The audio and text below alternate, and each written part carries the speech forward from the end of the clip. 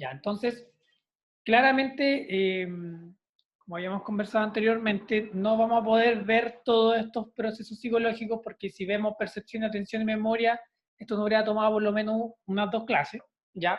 Porque sobre todo el tema de percepción que es súper largo y, bueno, que lamentablemente el semestre pasado no pudimos verlo y la idea era aquí recuperar algunos de los contenidos que no se vieron.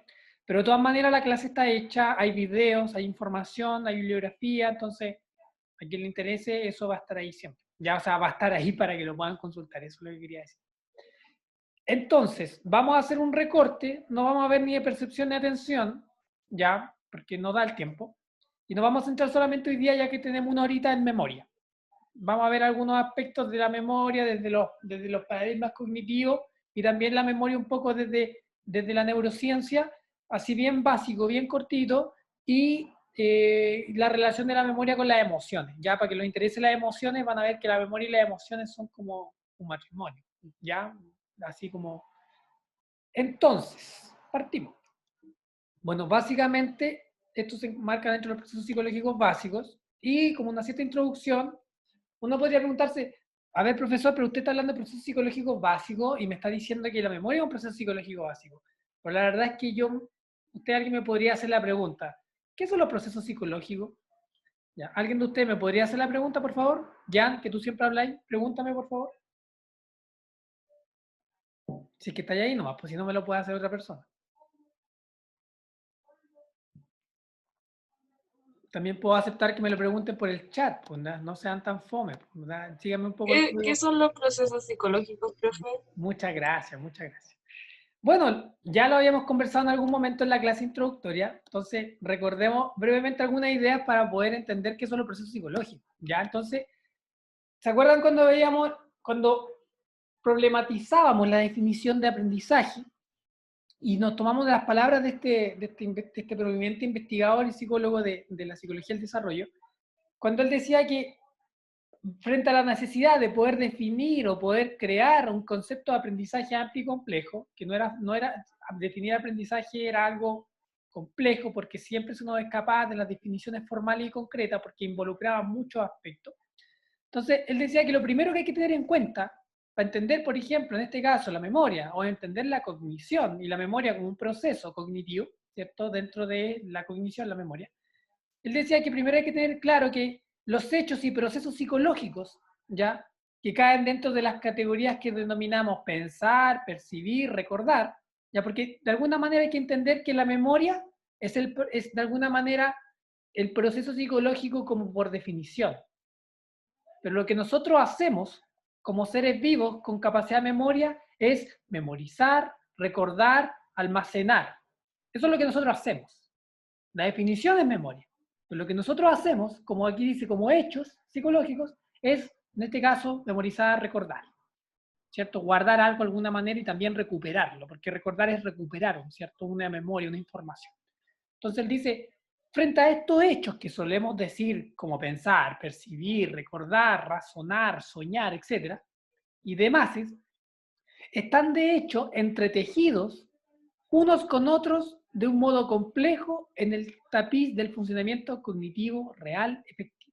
O sea que para entender la memoria jamás podemos estudiarla, pero dentro de lo que es la vida real, ¿cierto? La cotidianidad de los seres vivos y en este caso del ser humano, la memoria siempre va a estar ligada al percibir, al pensar, ¿cierto? Al razonar, a las emociones, siempre va a estar ligado a eso. O sea, por eso él dice el complejo tapiz, ¿cierto? Como una alfombra, ¿cierto? Un tejido, él dice, esa metáfora. Imagínense qué buena metáfora, un tejido, ¿cierto? Un tejido complejo, donde la memoria es parte de ese tejido. Pero entenderla por sí misma sola solo cae para la definición y no para lo real y efectivo que es la memoria en la vida del ser vivo orgánico vivo, ¿cierto? Entonces él dice, cada uno de estos procesos se considera que juega un papel fundamental, el pensamiento, la percepción, la memoria y todos los demás, ¿cierto?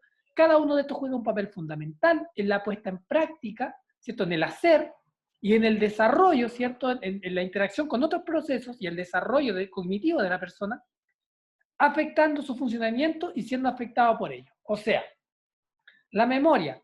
Cuando nosotros estamos recordando, cuando nosotros, no sé, por ejemplo, usted se pone a recordar en qué carpeta dejó el trabajo que está realizando, o no encuentra un archivo en el computador. Entonces usted se pone a recordar. Cuando usted se pone a recordar, lo que usted está haciendo no es solo recordando, también está pensando, ¿cierto? Y está haciendo distinciones en ese pensamiento. Porque no, si usted no se acuerda, usted tiene que ir a buscar. Y eso involucra ponerle atención también a su pensamiento. O sea, ya está la atención, no solo la memoria. Además, discriminar. No, no era aquí, era acá. No, no, esto lo hice el miércoles, lo hice el viernes. Ya eso es memoria, pero el distinguir y el decidir ya son procesos psicológicos como el razonamiento, el pensamiento y la toma de decisión. O sea que un simple hecho de buscar algo que se me perdió no involucra solo memoria, involucra muchas cosas. Entonces, y como aquí dice, si yo no recuerdo bien, probablemente eso va a afectar lo que estoy pensando, ¿cierto? Como al revés, si yo no estoy pensando discriminativamente o no estoy pensando de una forma determinada, probablemente lo que sé, la memoria de que tengo de las cosas, tampoco la voy a poder utilizar de la mejor manera. Entonces, cuando uno, por ejemplo, dice la diferencia entre el clásico Mateo de la escuela que memorizaba y quizás resolvía no muy bien los problemas, frente al que a lo mejor no memorizaba todo y resolvía bien los problemas.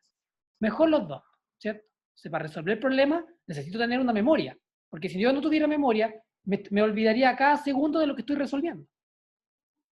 Si yo no tuviera atención, no podría ponerle el foco en lo que estoy resolviendo, porque a cada rato no sabría qué estoy resolviendo, porque no podría situarme o focalizarme o mantenerme realizando una acción. Si no tuviera percepción, o sea, no tendría conexión con el mundo. Entonces, esto es un complejo tapiz. Eso es lo primero que hay que tener en cuenta, recordando. Y lo segundo es que, como decía acá, si con el propósito de analizar psicológicamente la mente, la cognición y el aprendizaje, habría que entenderla, esta otra metáfora, como una máquina. ¿Cierto? O sea, es un tapiz complejo, donde en este caso la memoria forma parte de ese tapiz y que afecta a otros procesos y también se ve afectada por otros procesos también, o sea, son elementos colaborativos.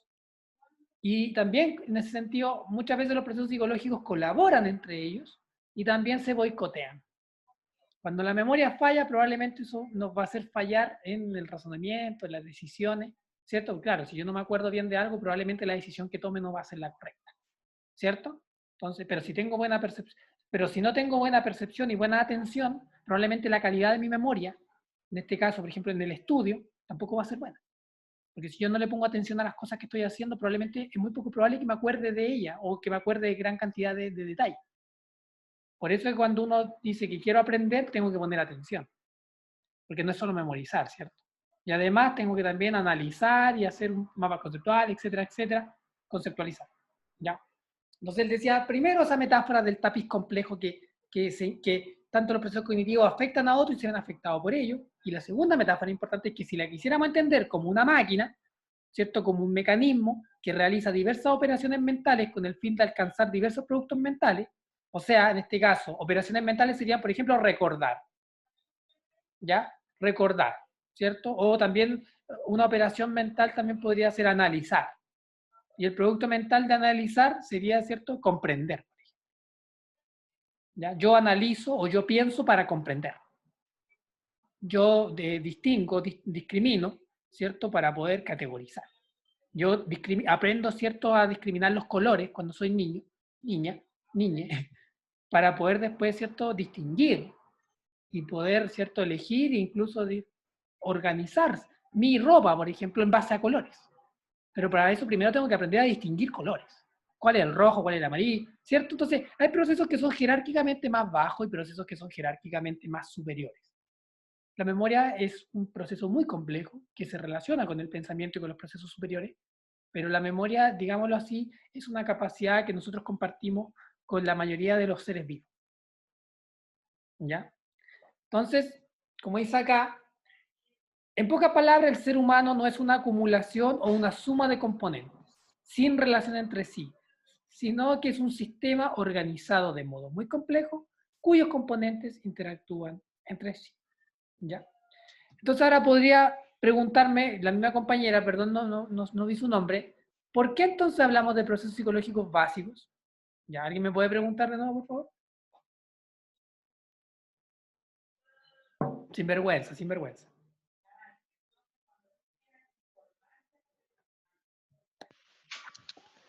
¿Por qué procesos psicológicos básicos? Oye, pero eso no tiene tono de pregunta, pues ya. ¿Por qué procesos psicológicos básicos? Ay, sí, pues imagínate un niño, imagínate que yo tuviera algún grado de espectro autista. No entendería lo que me estáis diciendo. Claro, sí tiene ¿Ya? razón. Entonces tiene que ser inclusivo, pues ya. Tiene que ser inclusivo. Ya, entonces, ¿por qué procesos psicológicos básicos? Preguntan ya. Entonces, ¿por qué esta distinción? A ver, ¿y por qué si están todos entretejidos? ¿Por qué si todos se relacionan unos con otros? Entonces, ¿por qué los dividimos en si son todos procesos que tienen que ver unos con otros y se relacionan y cuando nosotros realizamos acciones los seres humanos ponemos en funcionamiento todos ellos? ¿Por qué los separamos entonces? Bueno, esta distinción, uno decía, ¿por qué surge esta distinción, no? Entonces, Vygotsky ya, el psicólogo que hemos revisado algunos postulados, él hablaba de, nosotros hoy en día hablamos de funciones cognitivas, de procesos psicológicos, en ese momento él hablaba de funciones psicológicas. Y las funciones psicológicas, de alguna manera, son, como decía Flavel, todos aquellos hechos, procesos, ¿cierto?, que realizamos cuando hacemos cosas para obtener algún producto a cambio.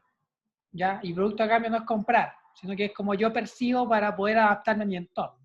Yo memorizo para poder, ¿cierto?, organizar mi conducta. Porque si yo no ando haciendo las cosas sin memoria, imagínense la conducta que tendríamos. No aprenderíamos nada, pues sería una conducta errática todo el rato, andaríamos peor que una mosca.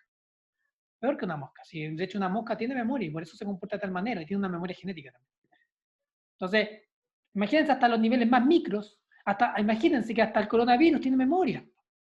Tiene información genética, hasta un virus tiene eso. Ya, o sea, así de la escala de amplia que es.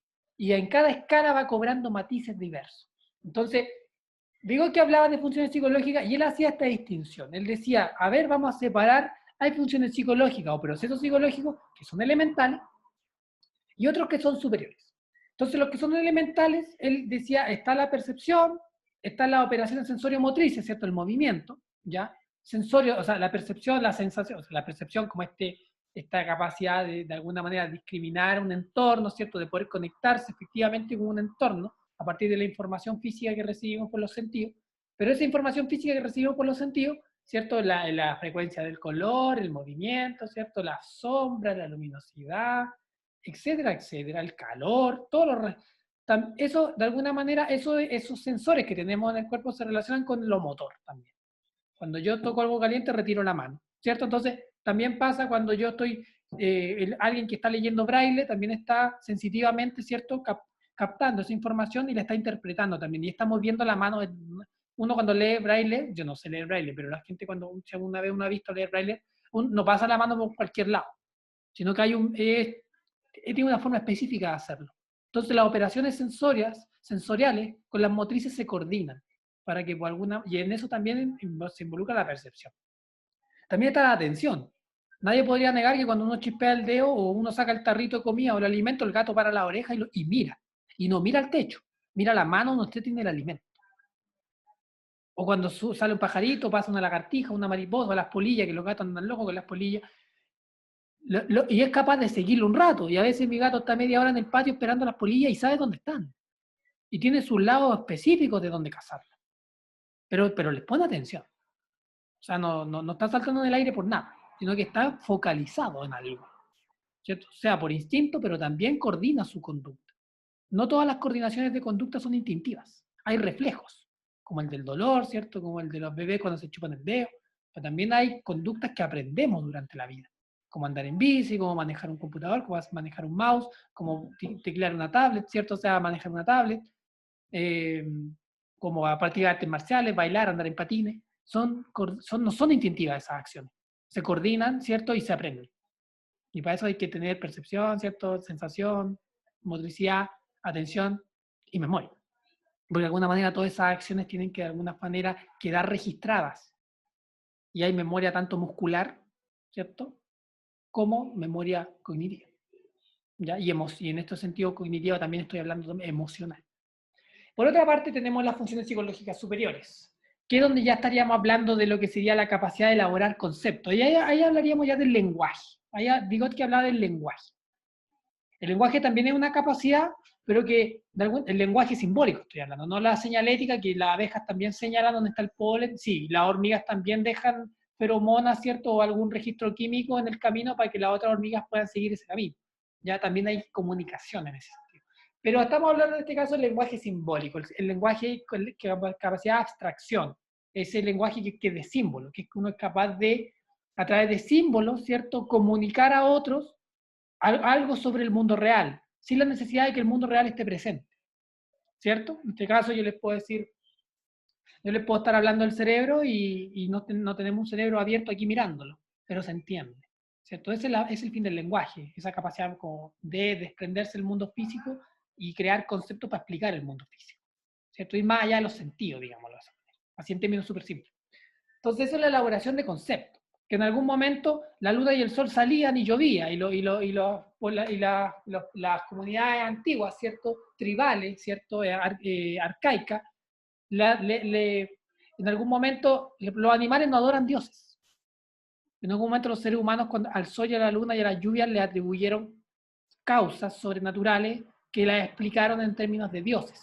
Díganme qué no son las religiones, qué no son los dioses, qué no es la ciencia, sino elaboración de conceptos. Son conceptos, ¿cierto? Entonces, esa es la capacidad de crear conceptos y de transmitirlos y de registrarlos en un libro o en un padre o lo que sea, es una capacidad superior, ya que se ha estudiado en otros animales y algunos tienen capacidades de razonamiento bien complejas, pero hasta el momento no se conoce a nadie que tenga una capacidad lingüística de, ¿cierto?, construir edificios, dejar en la nube tanta información, o de crear inteligencia artificial, ¿cierto? Conducta selectiva, actuar, ¿cierto?, de alguna manera discriminando ciertos estímulos y tomando decisiones. No me voy a comprar esto, porque aunque venga el Black Friday, ya no me lo voy a comprar porque no lo necesito. Y aunque yo siento que lo quiero comprar, en realidad, si yo hago un estudio en mis finanzas mensuales y veo las lucas que tengo, y que tengo que pagar el dividendo, que tengo que pagar la comida, que tengo que pagar la beca, la U, la U, tengo que pagar. Entonces, yo hago un razonamiento y mi conducta de no comprar, mi conducta de no comprar no es que yo no haga algo, sino que hago eso, que es no comprar. Me comporto de esa manera. ¿Ya? El comportamiento no es solo lo que hago, sino que también lo que dejo de hacer. Entonces, ya a veces dejo de hacer cosas porque simplemente soy inconsciente de esas cosas, y a veces dejo de hacer cosas por decisión. Esa es la conducta a la que se refiere la conducta selectiva. ¿Ya? Profe, Dígame. de la conducta selectiva, como que emergen varias cosas, ¿o no? Por ejemplo, no sé, po, el tomar la misma decisión que estaba planteando usted, el tomar la decisión de comprar algo porque no lo necesito, pero ¿qué pasa si lo compro? Como, ¿de ahí derivan como la mayoría de los problemas, o no? Es que, O, es que mira, si tú que lo compras igual y de alguna manera también hiciste todo ese razonamiento previo, pero eso no se transformó, digámoslo así, en una decisión, ¿cierto?, racionalizada, no es que deje de ser, igual, no, igual es una conducta selectiva, en el sentido de que pasa por un proceso de elaboración, que es diferente, como te digo, que tú pongáis no sé, pues estáis calentándote agua para hacerte un té y de repente te pasáis como a quemar y te duele el dedo, o no sé, pues tomáis el plato y está caliente y la sacáis, ¿cierto? O no sé, pues también puede ser lo mismo, la conducta no selectiva es como tú te sentáis todos los días, cómo caminas, ya, tu postura, ¿cierto? O muchos programas automáticos de alguna manera, ya, como lo que tú haces todos los días, qué hora te acostáis, tus hábitos muchas veces no son selectivos, sino que son hábitos que están automatizados. Probablemente hay conductas que son selectivas al comienzo. Supongamos, yo voy a empezar a meditar todos los días, 15 minutos, antes de dormir. Perfecto, es una conducta selectiva, porque tiene un objetivo de modificación de tu comportamiento y de tu entorno, ¿cierto? Por alguna causa, quiero relajarme, estoy estresado, no sé, pero en algún momento, por ejemplo, no sé, o aprender a jugar a la pelota, o aprender a hacer cualquier cosa en un momento requiere un esfuerzo de atención voluntaria, un esfuerzo consciente. Pero luego de eso se automatiza, supongamos jugar a la pelota y después lo haces casi como por programación. Eso no involucra que los futbolistas no tomen decisiones y no tengan conductas selectivas cuando dan un pase, cuando dirigen la pelota hacia el ángulo del arco, cuando hacen una jugada en equipo. Claro, de alguna manera tenemos que decir que para que una conducta selectiva se lleve a cabo, una gran cadena de conductas no selectivas también participa. ¿Se entiende? Sí, profe, Pero ahora hay, caché, la había entendido mal. tienes que entender que cuando uno hace ciertas cosas, algunas cosas son automáticas, pero la conducta selectiva se relaciona con dirigir el comportamiento consciente para alcanzar determinado objetivo, que es el de adaptarse, pero no de la sobrevivencia solamente, sino que en este caso algo más elaborado. ¿Ya? Por eso se relaciona con el lenguaje, por eso se relaciona acá con la atención voluntaria. Si yo voy por la calle caminando y siento un disparo, yo giro la cabeza y hacia donde escuché el disparo y me asusto. Esa atención es involuntaria, ¿ya? Pero también la atención puede ser voluntaria, porque tú estás haciendo el trabajo, te estás dedicando a hacerlo y te mantenías ahí focalizado 1 hora, 2 horas, 3 horas, lo que sea. Tú vayas a ver una película te mantienes y te mantienes atendiendo la película y no solamente atiende en el sentido de que diriges tu mirada y tu observas, digámoslo así, tu audición, ¿cierto? Y tu mirada sobre todo, en este caso un componente audiovisual, una película, sino que además pone en funcionamiento elaboración de conceptos para entender la trama de la película, ¿cierto? La memoria mediata, en el sentido de que la memoria mediata, a diferencia de la otra memoria, es la memoria que está mediada. Por ejemplo, tú te acuerdas, si yo te digo cómo es el sabor de una naranja, tú te acuerdas, ¿cierto? Y probablemente no te acuerdas cuándo aprendiste eso. ¿Ya? Pero si yo te digo, por ejemplo, que tú memorices todo lo que, la distinción entre todo lo que son los procesos psicológicos superiores e inferiores, probablemente eso no se relaciona tanto con el sabor de una naranja, sino que va a involucrar procesos, ¿cierto? Como por ejemplo, leer, discriminar, analizar la información, crear un mapa conceptual y desde ahí memorizar.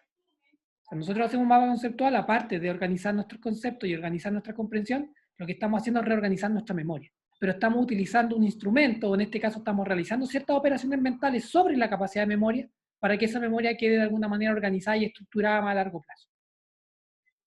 ¿Se entiende esa diferencia? Ambas son memoria a largo plazo, pero una es algo que no requiere tanto esfuerzo consciente, ¿cierto? Pero otra sí requiere. Eso es la memoria inmediata, que requiere, ¿cierto?, de procesos, como dice acá, de instrumentos, sean intelectuales o sean instrumentos técnicos, que nos ayudan a poder, ¿cierto?, registrar, almacenar y recuperar cierta información. ¿Ya? Básicamente eso. Entonces, yo no quiero decir que la percepción es una función básica, compartimos con los animales, pero que participa en la elaboración de conceptos, participa en la conducta selectiva, participa. Los procesos psicológicos inferiores y superiores no son dos carriles distintos. Como decía Flavel, son procesos entretejidos, pero que categorialmente se pueden distinguir porque algunos son, ¿cierto?, más genéricos, ¿cierto?, que están presentes en todos los animales y que no involucran tantos elementos, o sea, si bien son complejos, no involucran tanta complejidad en el sentido de elementos conscientes, de toma de decisiones, no involucran una adaptación, ¿cierto?, tan compleja, ¿ya? Básicamente los procesos psicológicos básicos nos sirven como para sobrevivir, ¿ya? Los procesos psicológicos superiores nos sirven de alguna manera, ¿cierto?, no solo para supervivir, digámoslo así, ¿ya? O como para adaptarnos más, ¿cierto?, a mayores variables, ¿ya? Por ejemplo, si usted a un perro lo encierra en un ascensor, es poco probable que el perro salga del ascensor.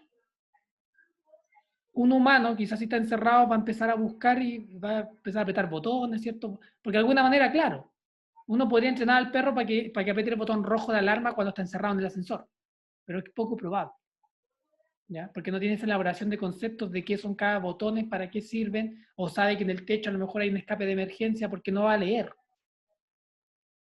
Y aunque le enseñamos a distinguir entre el verde que dice salida y el rojo que dice peligro, va a actuar en base a esos comportamientos básicos, ¿ya? Pero no va a tomar decisiones, va a actuar más por instinto, ¿ya? Las funciones psicológicas superiores involucran elaboración de conceptos, selección de determinados comportamientos, ¿cierto? Inhibir determinadas conductas, no actuar solo por instinto, por programa, involucran dirigirse hacia ellos conscientemente, por lo tanto requieren más esfuerzo conscientes, esos procesos requieren ser sostenidos y de alguna manera no son procesos inmediatos, son procesos que requieren, como dice acá, de elaboración. ¿Ya? Si de alguna manera usted ve algo, cuando usted ve algo triste en la calle, supongamos ve que matan a alguien, entonces usted después queda con una memoria traumática. Eso no es inmediato, eso queda ahí registrado inmediatamente. Después cuando usted vaya a terapia a tratar de sanarse ese recuerdo y tratar de resignificarlo en otra cosa, y cuando se acuerde de eso, en vez de pensar en eso, lo piense de otra manera, ahí usted va a estar utilizando intermediarios para de alguna manera resignificar esa memoria. ¿Ya? Claramente, si pensamos en términos de tiempo y espacio, los procesos psicológicos elementales o básicos son mucho más inmediatos. Vienen de serie, vienen instalados con el sistema operativo, por decirlo así, ¿cierto? En cambio, lo otro, vienen las capacidades instaladas, o sea, preinstaladas, pero hay que desarrollarlas. Por eso Vygotsky decía que son los procesos psicológicos superiores los que son propios de la cultura. Por eso es importante la educación, porque la educación tiene que desarrollar los procesos psicológicos superiores. ¿Ya? Eso. Aquí hay una distinción bien básica, pero voy a tratar de irme rápido para que avancemos en la memoria, pero ustedes la pueden revisar. Los procesos psicológicos elementales, como dice acá, no son específicos del ser humano, no son de origen social, la memoria, la percepción, la atención, no necesitan actividad semiótica, no necesitan lenguaje simbólico, tienen un mayor peso en los bebés en los primeros momentos de vida y no requieren voluntad, pero sí motivación. Por ejemplo, hambre, por ejemplo, sobrevivencia. La motivación no es solamente eso conceptual, sino que la motivación parte de la biología, ¿ya? Entonces, como dice acá, hay algunos ejemplos. Pues en sus formas más elementales, la atención, la memoria, la sensopercepción, la motivación, dice, el reflejo de orientación, dirigir el rostro hacia aquello que básicamente es como cuando los bebés miran caras, o cuando suenan ruido el gato, o cuando usted saca el tarrito, el gato mira el tarrito, ¿cierto? Eso básicamente. Los procesos psicológicos superiores se pueden dividir en dos tipos, según Vygotsky, los rudimentarios y avanzados, ¿ya? Son producto y condición de trabajo, o sea, involucran, ¿cierto?, una intervención sobre el ambiente activa, implican la creación de formas conscientes y voluntarias, ¿ya? Son universales, porque surgen de la vida cultural general, asociada a cualquier cultura. Por ejemplo, el hablar, ¿ya? Uno podría decir que los perros se comunican, ¿cierto? Se comunican entre sí, pero nosotros no podríamos directamente quizá hablar, nosotros como humanos hablar de que los perros están teniendo una conversación. Probablemente sí se comunican, coordinan sus conductas de manera compleja. Ya Vygotsky hizo esta distinción hace ya 100 años. Se ha avanzado bastante en cognición animal. Se ha avanzado bastante. Hay muchos de estos postulados están seriamente cuestionados. ¿Ya? Pero hasta el momento nadie de nosotros podía hablar de que los perros se pueden hablar sobre lo que les gusta y lo que no les gusta. Sobre qué serie prefieren. O si les gusta más la perra de la otra esquina, o les gusta más, o tienen un amigo, o cuál es el mejor amigo. ¿Cierto? O no se pueden hablar de los problemas de sus amigos, no se pueden hablar con un amigo y decirle, oye, ya, o a su amiga, termina con ese tipo que no te hace bien. No hacen eso. No hacen eso. ¿Ya? Yo lo pongo en ejemplos súper burdos, chicos, chicas, pero no hacen eso. O por lo menos todavía nosotros los humanos nos damos cuenta que lo hacen, no tenemos, quizás en un futuro, no sé, pero hasta el momento no tenemos pruebas de que hagan esas cosas. Los animales no andan pintando, ¿cierto? O sea, sí dejan registros, marcas, huellas, pero no andan haciendo museos, no andan creando obras de arte, no andan generando lenguaje, no practican la agricultura. ¿Para qué vamos a hablar de naves espaciales o viajes al otro planeta? ¿Cierto? Con esto ya no quiero decir que los humanos somos totalmente superiores ni nada de eso, no quiero decir eso. ¿Ya? Simplemente estoy refiriéndome a la complejidad de procesos cognitivos. ¿Ya? Porque finalmente nosotros también somos un producto evolutivo. ¿Ya? También somos un producto de la naturaleza. Pero que en algún momento los seres humanos, a diferencia de los animales, según lo que dice Vygotsky, nosotros empezamos a crear la cultura. Y ya en un momento la historia del ser humano ya no dependió solamente de los procesos naturales, evolutivos, biológicos, sino que la propia cultura empezó a transformar al ser humano a una velocidad mucho más rápida que la naturaleza. Por eso en los últimos 100 años los humanos fueron a la luna, y los elefantes quizás, no sé si alguna vez irán. ¿Ya? No quiero decir que igual tienen formas de cultura, porque se organizan, tienen castas, ¿cierto? Se divide en funciones, sí, son súper complejos. Pero la evolución cultural humana, antropológicamente hablando, es un salto sin precedentes. Entonces, esos procesos psicológicos complejos tienen que ver eso, por eso digo que quizás tienen que ver con la cultura, ¿ya? Entonces, él decía de alguna manera, hay rudimentarios, como el hablar, el lenguaje, por ejemplo, leer y escribir es un producto cultural, y es un producto es una capacidad superior porque involucra la comprensión y el uso del lenguaje. Y también hay elementos con funciones psicológicas avanzadas, que él dice que acá no son universales, porque no todas las culturas tienen forma de escritura y desarrollo científico, por ejemplo. ¿Ya? Entonces, todos los seres humanos hablan, sí, crean lenguaje, sí, pero no todas las culturas humanas crearon, por ejemplo, ciencias, ¿ya? O química, o física, o diseño en comunicación visual, ¿cierto? Probablemente los maoríes no tienen una escuela de desarrollo en comunicación visual. Entonces, si bien también tienen procesos psicológicos complejos, ¿cierto? O como, por ejemplo, uno dice los mapuches. Los mapuches no tienen ciencia, pero también tienen procesos psicológicos complejos, porque son humanos, ¿cierto? Pero la cultura, como hay distintas formas de cultura en el mundo y distintas formas de evolución cultural asociada a cada localidad, así como hay la cultura de los... Perdón, que aquí pasó alguien, pero muy apurado. No sé si por conciencia o por automatismo, pero pasó muy apurado. Entonces, lo que quiero decir es que, si bien en este caso distintas culturas pueden hablar, pueden registrar, quizás tener una escritura, ¿cierto? Tener creencias, crear dioses, tener sistemas de trabajar la tierra, castas sociales, jerarquización de funciones, roles, ¿cierto? Etcétera, etcétera, como los incas, los mayas, etcétera. Uno puede comparar los mismos mayas con, por ejemplo, con el mapuche, que pueden tener como visiones distintas, como visiones, culturas distintas que existen en todo el mundo. Por lo tanto, cada cosmovisión también desarrolla sus propios instrumentos conceptuales. ¿Ya? Probablemente los mapuches no estaban interesados en construir pirámides, y los mayas sí, y los aztecas sí. Probablemente los mapuches que entendían la tierra de otra manera. Su templo no era una pirámide, su templo era la montaña y el lago. Por eso lo protegen. En cambio, los mayas, los aztecas, necesitaban entender los planetas, el movimiento de los astros, para poder explicar cómo funcionaba el mundo. Y eso involucraba creación de conceptos. Y en este caso, por ejemplo, los aztecas, los mayas que podían predecir eclipses, requerían un conocimiento matemático específico. Y eso es un producto de una evolución cultural específica. Por eso digo que divide esos dos en rudimentarios y específicos. Perdón, ya avanzados. Y en este caso, algo rudimentario sería el hablar y el escribir, por ejemplo. O el hablar, y un avanzado sería hacer ciencia. ¿Ya? Eso en términos como bien concretos. ¿Ya? Entonces, eso sería como básicamente una primera distinción. Ya, ahora vámonos rápido. Yo acá les voy mostrando, acá está percepción, un tema bastante interesante, pero lo vamos a pasar. Revísenlo porque de verdad que es interesante. Y luego de eso venía lo que es la atención, aquí hay video, aquí hay bien como algunos elementos, y ya pasamos a lo que es memoria. ¿Ya? Partamos con memoria. Ya nos quedan como 45 minutos, así que vamos a tratar de avanzar lo que se puede. Entonces, memoria. Vamos a partir con esta pregunta. ¿Ya?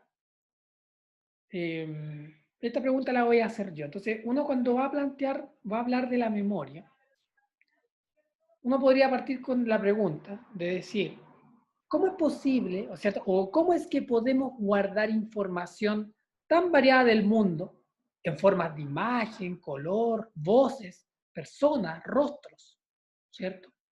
En nuestro cerebro. ¿Cómo es que podemos guardar información no es solo guardar información, porque uno podría preguntarse, ¿cómo somos capaces de guardar o de retener información o de retener eventos, ¿cierto? Información del mundo. Pero además, ¿cómo es que somos capaces de guardar información tan variada? Con distintos registros sensoriales, y no solo sensoriales, sino que conceptuales. ¿Cómo soy capaz de, por ejemplo, guardar un recuerdo asociado a un sentimiento? No solo la cara de la persona, sino que además su nombre y quizá alguna idea de lo que ese ser piensa o de su personalidad. O cómo soy capaz de, por ejemplo, recordar el sabor de una nuez o del arroz, por ejemplo. Y también soy capaz de recordar la distinción entre procesos psicológicos superiores y avanzados, perdón, de básicos y avanzados. Si ambas son capacidades relacionadas, ¿cierto? Son con la memoria. ¿Cómo es capaz de que esa memoria también tenga todos esos matices de complejidad tan distintos? Entonces, esa es la pregunta, chicas. No es solo que yo pueda guardar información, sino que toda la clase, tipo, ¿cierto? Y categoría de información que puedo registrar. Porque no es lo mismo recordar el abecedario que recordar mi primer cumpleaños. No es lo mismo, ¿cierto?, recordar las leyes de la percepción, ¿ya? O recordar los pasos para hacer una diagramación correcta, ¿cierto? O cómo construir una infografía bien, ¿cierto? Bien hecha, con recordar, ¿cierto?, mi primer día de clase, o el día que me gradué de octavo básico, o el día que perdí a una persona querida. Ambas son memorias, todas esas son tipos de memoria, pero no son los mismos tipos de memoria. Porque quizá usted no se va a olvidar, quizá, de un hecho que para usted lo marcó de por vida. Pero si en este momento yo le digo, acuérdense este número, 125. Entonces yo al final de la clase, yo les pregunto quién se acuerda y probablemente no todos se van a acordar de lo que dije. Esa memoria duró quizá un par de segundos. Y quizás para retenerla usted tiene que estarla repitiendo ahora, 125, 125, 125. Entonces lo deja repetir y en 10, 15 minutos más probablemente ay, ¿cuál era? 5, 2, ¿qué más tenía? Hay cosas que duran transitoriamente, ¿cierto? O a veces uno, no sé, además que usted a veces están ordenando su pieza o están ordenando lo arte. Usted está haciendo una cosa y dice, oye, ¿qué estaba haciendo? Y cuando nos vamos volviendo más viejos, cada vez más se nos van a ir olvidando las cosas que estamos haciendo, como la memoria de trabajo, lo que está diciendo en el momento. Hay cosas que no tienen por qué ser recordadas de por vida, ¿cierto? Como por ejemplo, quizás cuántas veces me soné hoy día la nariz, ¿cierto? Frente a para cuándo son las tareas o para cuándo el calendario de entrega de tareas que el profe dio. Tampoco quizás eso va a ser para toda la vida, porque yo le digo, chicos, el semestre pasado, ¿cuáles eran las fechas de entrega o cuántas tareas entregaron? Probablemente algunos se acuerdan y otros no. ¿Cierto? Pero si a alguien le pasó algo importante en el semestre pasado, sí se va a acordar de eso. ¿Qué distinguen entonces? ¿Por qué hay una Profe, distinción? Dígame. pero la memoria no funciona así como de, a ver, ¿cómo decirlo? Como de manera adaptativa, como me acuerdo que usted dijo que uno se iba adaptando y la memoria funcionaba en base a lo que uno necesitaba, ¿no?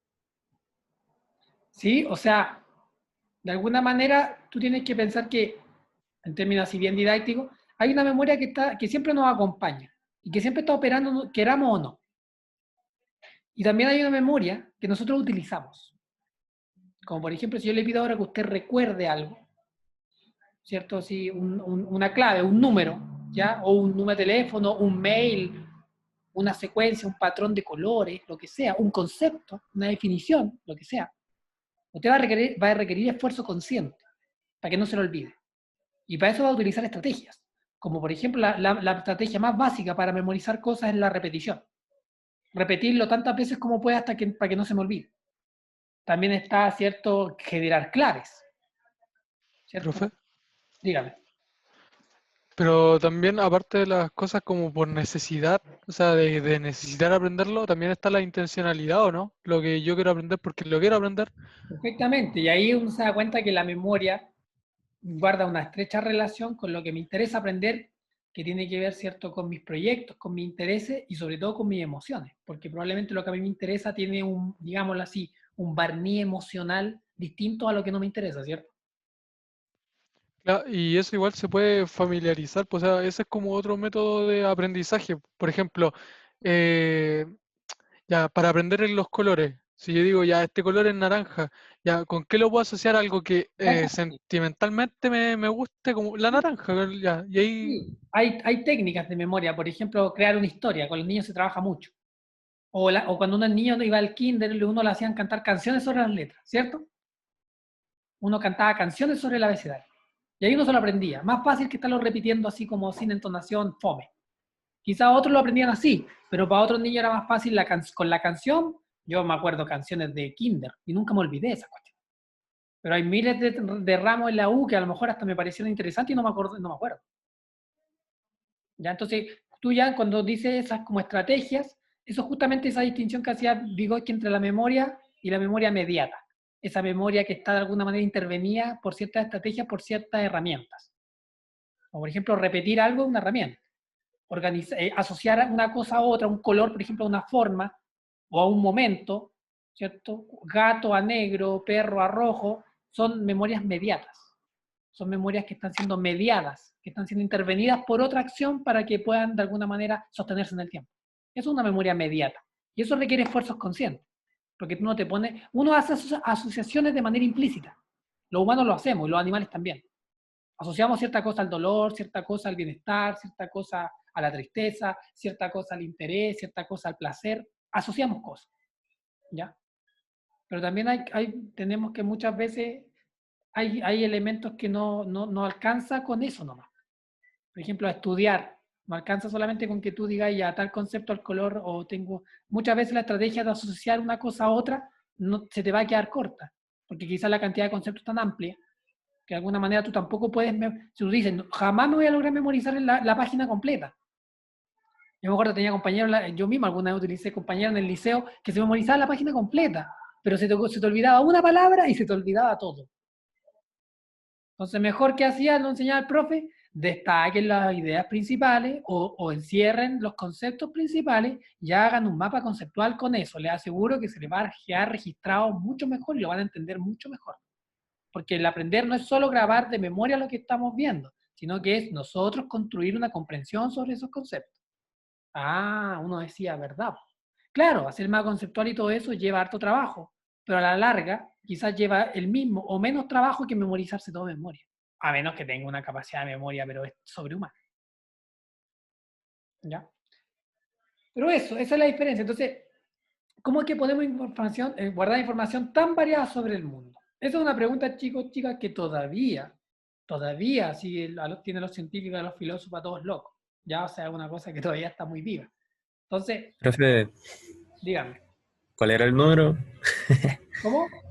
¿Cuál era el número? 1, 2, 5. Ah, ya vale, ya se me había olvidado ya. Y a mí casi se me olvidó también, si no me voy a acordar en este momento. Ya, pues entonces, partamos con esa pregunta. ¿Cómo es que podemos guardar información tan variada del mundo, imágenes, colores, voz, personas, etcétera, en nuestro cerebro? Solo en nuestro cerebro. Porque también podríamos decir hojas de papel, libros, pendrive. No. Imaginemos que no tenemos eso todavía. Imaginemos que es solo nuestro cerebro.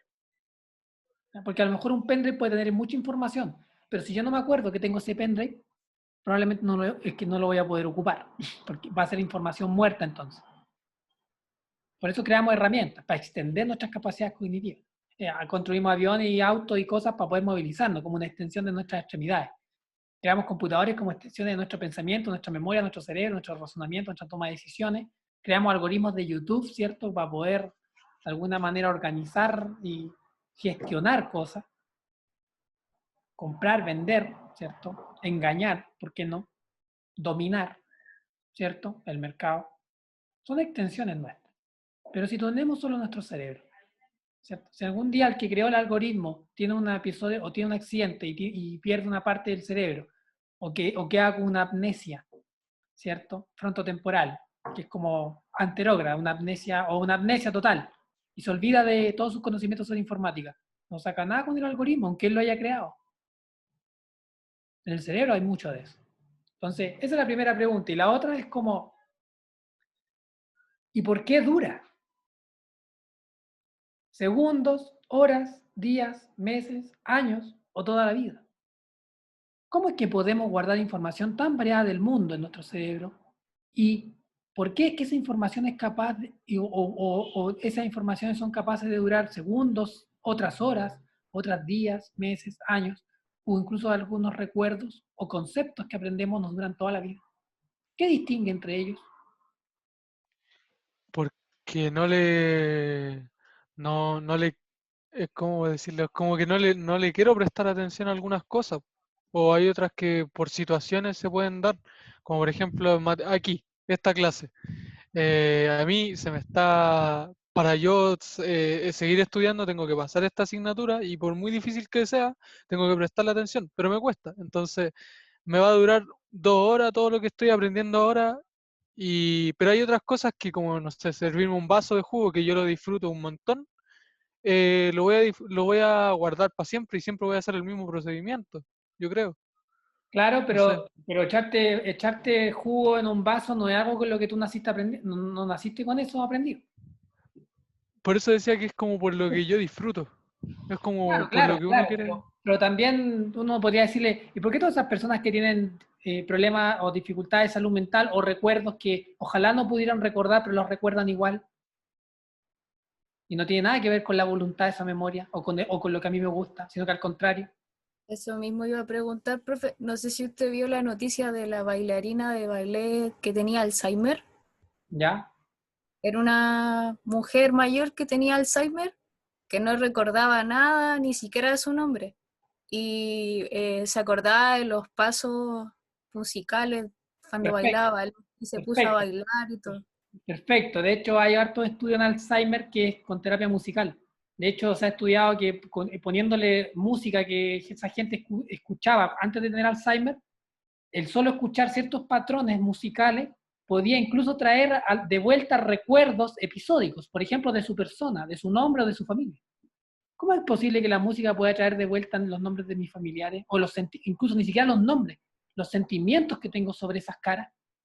A lo mejor esa persona no se acuerda que su hijo se llama Martín, pero le ve la cara y sabe que y de alguna manera lo que recuerda es el sentimiento que le tiene. Hay gente que a lo mejor ha pasado y hay estudios, así como ya hay momentos muy como emocionantes que los abuelos ven a la gente y los abrazan y se pueden a llorar, pero tampoco se recuerdan su nombre ni nada de eso. A lo mejor ni siquiera saben dónde están, ni si es el mayor ni el menor, pero sí recuerdan el afecto. Y eso lo ocupaban con terapia musical. ¿Ya? Entonces, ¿qué pasa con la música que se almacena de una manera emocionalmente? Ya está comprobado que las memorias más duraderas son las emocionales. Por eso que si un concepto a mí me gusta o un contenido a mí me gusta mucho y me motiva un montón, probablemente me voy a acordar mucho más de eso porque no solamente lo voy a dejar registrado para largo plazo, sino que como a mí me interesa voy a estar siempre volviendo sobre él y lo voy a estar reelaborando. Por lo tanto, le voy a estar dedicando más tiempo a ese recuerdo y lo voy a estar realizando constantemente. Hay cosas que las recordamos, hay cosas que las recordamos de vez en cuando, hay cosas que tenemos en la memoria que la ocupamos todos los días. Por eso es muy menos probable que se olviden. Pero hay otras que incluso no las recordamos a veces en meses o en años, y después cuando nos acordamos de ellas por algún evento, sea involuntario o voluntario, están ahí como si fuera el primer día. Pero esas memorias que están ahí como si fuera el primer día, casi siempre son, y sobre todo cuando son eventos de memoria infantiles, son memorias emocionales. ¿Ya? O sea, esas son las memorias a largo plazo por excelencia. Y esas memorias emocionales muy poco, muchas veces tienen que ver con la voluntad. Y es porque la memoria está tan asociada a la emoción, es por eso que en el aprendizaje siempre buscamos que sea con motivación. Por eso dentro de la didáctica del aprendizaje la motivación es fundamental porque la motivación es la carga afectiva que depositamos en el aprendizaje. Es la que nos impulsa y el grado de cariño, digámoslo así, que le ponemos a eso. Hasta el tipo, la tipa más cuadrada y lógica del mundo, le encantan los números. Le encantan. Y aunque su cara no lo demuestre, le encantan igual. A lo mejor su cara no pone cara de felicidad. Su conducta facial no expresa felicidad. Pero su cerebro, eso está guardado como una memoria emocional con mucho afecto. ¿Ya? O sea, eso es así. ¿Ya? ¿Cómo funcionan tus recuerdos entonces? ¿Ya? Veamos aquí un video de 2-3 minutos. Chuta, qué pena, pero ya nos está quedando tan poco tiempo de clase y... Ya, espérense, voy a recompartir la pantalla. A ver, ¿dónde está? Aquí está. Ya, ¿pueden ver la pantalla? Sí, profe. Sí. Veamos este video, que es muy bonito. Este es un neurocientífico argentino, como el padre de la neurociencia en Argentina, un capo muy gallo, un gallo muy capo. Y él estudia la memoria desde la neurobiología, pero él también se hace preguntas fundamentales. Miren. Cada uno, seguir o no seguir.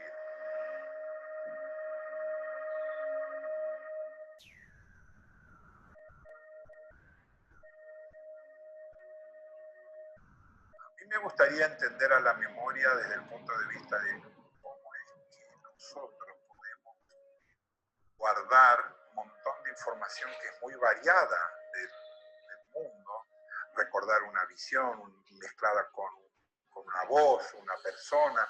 ¿Cómo es que eso se guarda en el cerebro y por qué dura?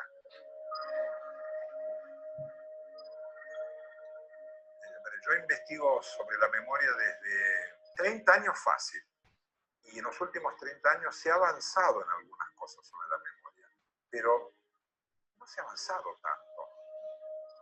Todavía no se sabe cómo se guarda la memoria, en qué forma se guarda la memoria.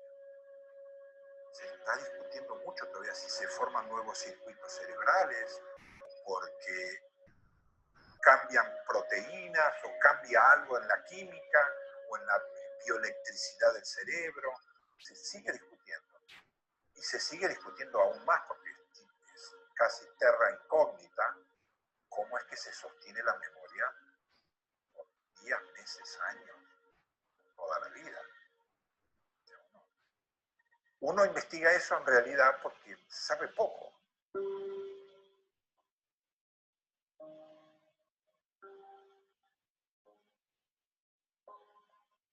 Para mí fue importante descubrir que hay un mecanismo que sostiene la memoria por un tiempo o, al contrario, la debilita y la tiende a olvidar.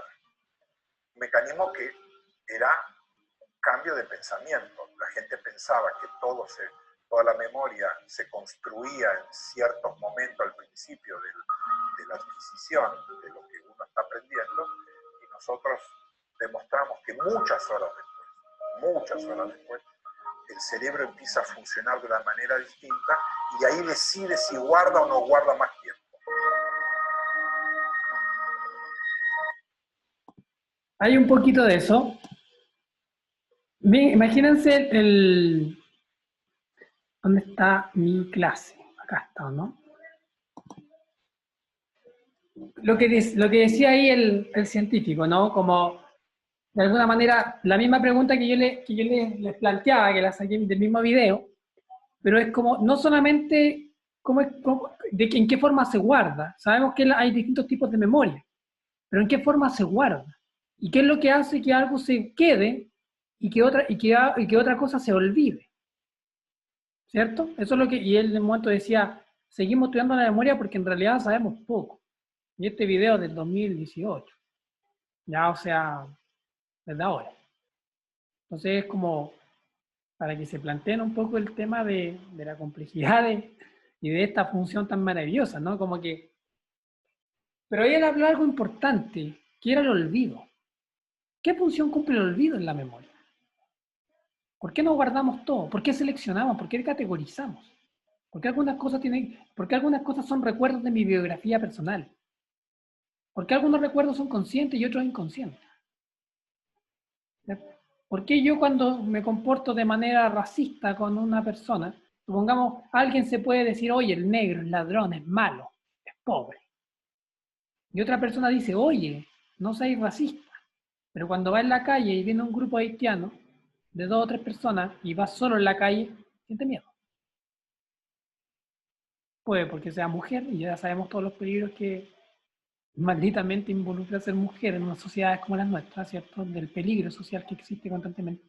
Pero incluso aunque sea un hombre, probablemente a lo mejor si tuviera 3 personas rubias caminando en la calle, no vaya a percibir tanto peligro como si son 3 negros, o si son 3 flights. Claro, si son 3 flights sí, porque uno sabe lo que pasa, digámoslo así. Flight, no quiero ser tan despectivo, pero uno dice ya, personas con una apariencia de, uno diría, chuta, estos locos andan ganando, o sea, andan, ya sabemos lo que andan, tienen pinta de, ¿cierto? Uno de esos por aprendizaje. Pero veámoslo en el caso de 3 personas rubias y 3 personas, en este caso, de piel oscura. ¿ya? Porque hay una persona que los trata racistamente de manera deliberada y consciente, y hay otra que en su discurso lo defiende, pero, pero de manera inconsciente, cuando en una situación cotidiana, igual puede reaccionar con ese miedo, generando esa discriminación de manera implícita. Hay dos memorias ahí puestas, y ambas se relacionan con ese. ¿Cuál es más fácil cambiarla? La memoria de racista deliberada, que tiene que ver más con prejuicios, con ideas, o aquella memoria que se sustenta más, por ejemplo, en el miedo, o se sustenta más en un aprendizaje social inconsciente que indirectamente, si bien nunca te han dicho que los negros son inferiores, sí de alguna manera las conductas muestran de las personas que se hace una diferencia a partir del estético, en que lo rubio es lo bonito y lo negro es feo, o que lo rubio es lo que tiene más plata y lo negro es lo más pobre. O que lo rubio es lo evolutivo y lo negro es como lo involutivo, o, ¿cierto? Por eso hay fenómenos como del racismo, como el apartheid en Sudáfrica y en el mismo Estados Unidos, ¿no? O el racismo en Europa, en otros. ¿Cuánto de eso funciona de manera tan consciente? Uno podría decir, ¿por qué racismo? Si eso no tiene lógica. Los humanos tenemos todo el mismo material genético. De hecho, uno podría decir que los países africanos son más pobres porque los imperios europeos, sobre todo el británico, los han destruido. ¿Ya? Bueno, ahí ya me estoy metiendo antropológicamente en otra cosa, ¿cierto? Ya me fui para otro lado para variar, pero sí, pues, ¿cómo es que hay memorias que son conscientes y que nos hacen actuar conductualmente de cierta manera y dirigir nuestro comportamiento, por ejemplo, ofender a alguien? En el otro lado, una memoria más implícita que tiene que ver más con sobrevivencia, pero ¿por qué entonces los negros me van a asaltar? A lo mejor pasa y no me asaltan. ¿Por qué lo digo de esta manera? Porque a mí me ha pasado. Yo soy de piel morena, soy chileno, tengo un fenotipo muy propiamente el promedio chileno, digámoslo así, con nuestras raíces indígenas. Pero alguna vez cuando anduve en la calle y veía, hace años ya, cuando recién hubo esta inmigración más 10 años atrás, digámoslo así, y te daba miedo, porque uno cuando es chico ve harta película gringa, que los negros son los malos, que los negros son los ladrones, los del suburbio, entonces uno inconscientemente va asociando esas imágenes, esas representaciones sociales, esos arquetipos, ¿cierto? Esos, digámoslo así, estereotipos a ciertas cosas. Y cuando uno es niño ve tantos monos y tele, uno no está decidiendo qué es bueno y qué es malo, uno solo está integrando información. Porque si no hay un mediador que le esté diciendo, oye, mira, esto no es así o esto no es así, uno no es tan consciente de eso. Hay cosas que uno las somete a juicio. Hay memorias, recuerdos que uno los reconceptualiza y los somete a juicio. Pero hay otras que no, que nunca lo vamos a hacer. O sea, por eso es importante que haya algunas cosas que se memorizan para corto, mediano, a largo plazo. Hay algunas cosas que se memorizan de manera, requieren un esfuerzo consciente para ser memorizadas y otras quedan más grabadas a fuego, ya sea por vías emocionales o por sentimientos ciertos básicos de sobrevivencia automáticos. Hay cosas que al principio nos exigen esfuerzo consciente, pero que a medida que lo vamos haciendo más tiempo, las vamos aprendiendo y las vamos automatizando y ya no nos requiere tanto esfuerzo realizarlas. Por ejemplo, como a un novato se convierte en experto en algo, ¿cierto? Ese tránsito entre lo novato y lo experto requiere una automatización de funciones. Y eso es memoria automática, ¿cierto? Pero que involucró mucho esfuerzo de por medio. Para que algo se vuelva automático, puede ser, ¿cierto? Una memoria asociativa básica, como que yo sienta asco cuando veo un alimento, y a ti te pueden condicionar desde niño que eso lo hagas de esa manera. Y también puede ser una memoria automática, algo que requirió mucho esfuerzo y años de estudio. Yo al principio no podía manejar bien el Photoshop, ahora me paseo. De hecho, a veces estoy hasta viendo mi capítulo favorito de mi anime y estoy haciendo el trabajo al mismo tiempo porque me paseo. Eso es porque de alguna manera he automatizado la función de tal manera que puedo distribuir mis recursos cognitivos y hacer dos cosas al mismo tiempo, con un grado de experticia suficientemente aceptable. Pero eso no pasó de un día para otro, ¿cierto? Esa es la memoria, pues así es extraña. Así es extraña, así hay cosas como conceptuales y hay cosas que son episódicas. Entonces, básicamente, ¿qué es la memoria? Digámoslo así. La memoria es un proceso psicológico que posibilita el almacenaje, la codificación, ¿cierto? El registro, de alguna manera, ponerle un código, dice el almacenaje, la codificación y el registro de información, ¿ya? Con la particularidad de que puede ser evocada o recuperada para ejecutar una acción posterior y dar una respuesta. ¿Ya? O sea que la memoria Es un proceso que nos permite incorporar información, registrarla, almacenarla y luego recuperarla. Esos 3 momentos. ¿Cierto? Adquirir, mantener o almacenar y recuperar. 3 momentos básicos de la memoria. Visión cognitiva clásica simple. ¿Ya? Ahora, esa adquisición de información o puede ser muy consciente o puede ser inconsciente. Puede ser por esfuerzo voluntario o puede ser por accidente. Yo voy en la calle, atropellan a una señora al frente mío, y un accidente terrible, y yo no tengo nada que ver con decisión si me acuerdo. Después de la noche tengo pesadillas y yo no tengo decisión sobre si me acuerdo o no. Uno podría decir tanta gente, por ejemplo, abusada sexualmente. ¿Y por qué no deciden olvidar esos recuerdos? ¿Por qué no pueden simplemente olvidarlo? Porque no, porque está fuera de su decisión. Por eso van a terapia. Y probablemente nunca lo olviden. Lo que tienen que hacer es relaborar esa memoria y encontrar otro sentido nuevo. Por eso es un aprendizaje súper complejo y súper largo plazo. ¿Ya? Y muchos nunca lo superan tampoco. ¿Ya? Entonces, ese registro de información puede ser consciente o inconsciente. Ese almacenaje puede ser a corto, mediano, largo plazo, también consciente o inconsciente. Y el recuperar cosas, a veces yo me acuerdo de cosas, uno va en la calle y se acuerda de un chiste que contó un amigo, pero uno no lo buscó. La cuestión surgió sola, porque a lo mejor no sé, uno qué sabe, ¿por qué te acordaste de eso en ese momento? ¿Mm? O a lo Profe, mejor también decir, oye, ¿dónde dejé esta cuestión? Oye, ese autor, ¿cómo se llamaba? Ahí uno busca en sus recuerdos, uno abre el baúl de la memoria y empieza a buscar. Otros recuerdos no, ¿cierto? ¿Mm? O a veces uno te va a atacar un perro en la calle y tú tomas un palo por reacción, pero ese tomar el palo, claro, es un programa que tú tienes de supervivencia ahí incorporado. O correr frente al peligro es una memoria evolutiva. Todos los mamíferos enfrentamos o corremos del peligro.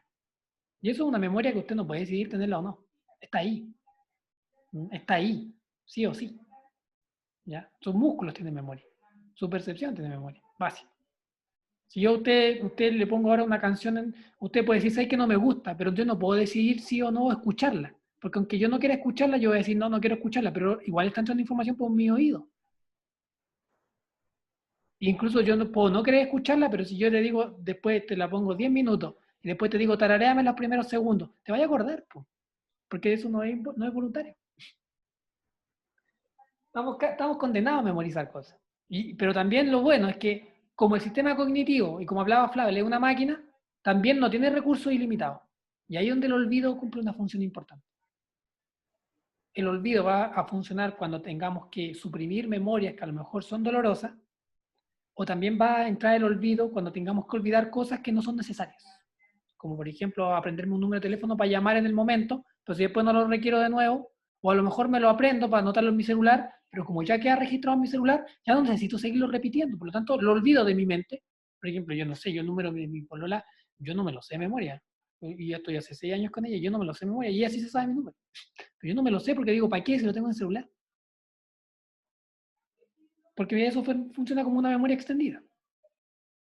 Pero ahí están esas diferencias. Entonces, lo que hay que tener en claro es que la memoria no es una capacidad única, sino que podemos hablar de un conjunto de procesos que ocurren a partir de la percepción de la información. Ese registro de la información entra por la percepción, sea consciente o inconscientemente. Entonces, hay que dejar atrás esa vieja visión de la memoria como un disco duro, como que hay una cuestión donde se guarda un almacenaje.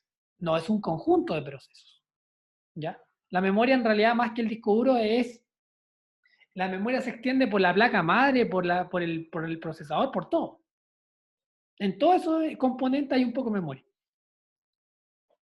Entonces hay que dejar atrás como la metáfora de la grabadora. Ya la memoria no es una grabadora. Claro, graba cosas y almacena cosas. Pero nosotros cada vez que recuperamos algo, nos recuperamos como lo grabamos. Quizá hay recuerdos que sí se mantienen más estables, pero hay otros que se distorsionan con el tiempo. ¿Ya? Como la memoria, por ejemplo, episódica. Que hay cosas que cuando yo le digo a usted, oiga, ¿se acuerdan de su primer día en la universidad? Y uno dice, sí, a ver, cuéntemelo. Y usted me va a empezar a contar cosas que probablemente no ocurrieron. Y esos vacíos de memoria, nosotros los llenamos con otras cosas. Quizás con cosas que nunca ocurrieron o que ocurrieron mucho después.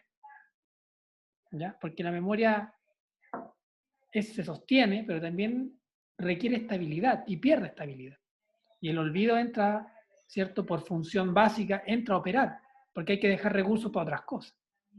¿Ya? El cerebro tiene una capacidad inmensa. Probablemente en almacenaje es casi limitada, ¿ya? Pero por algo está el olvido. Si yo le digo a usted qué es lo que hizo ayer todo el día, probablemente no se va a acordar de todo lo que hizo. Me podría dar una secuencia de eventos más o menos vaga, por momentos, qué hizo al levantarse, al mediodía, pero todo lo que hizo, no, ¿quién se acuerda de eso? A menos que tenga una memoria, o que usted se haya levantado hoy día a anotar todo lo que hago en una libreta, ya, a lo mejor ahí sí me acordaría. Pero no me acordaría porque yo me acuerdo en mi cerebro, sino que me acuerdo porque leo la libreta y ahí me acuerdo qué es lo que hice. ¿Se dan cuenta cómo funciona? Entonces, como dice acá, la memoria no es una capacidad única, sino un conjunto de procesos, ¿ya? Y esos son los tres procesos básicos: la codificación o registro, el almacenamiento, ¿cierto?, de sostener eso, y la recuperación de la memoria, ¿ya? La codificación tiene que ver con que la información ingresa, pero se organiza asignándole un determinado significado.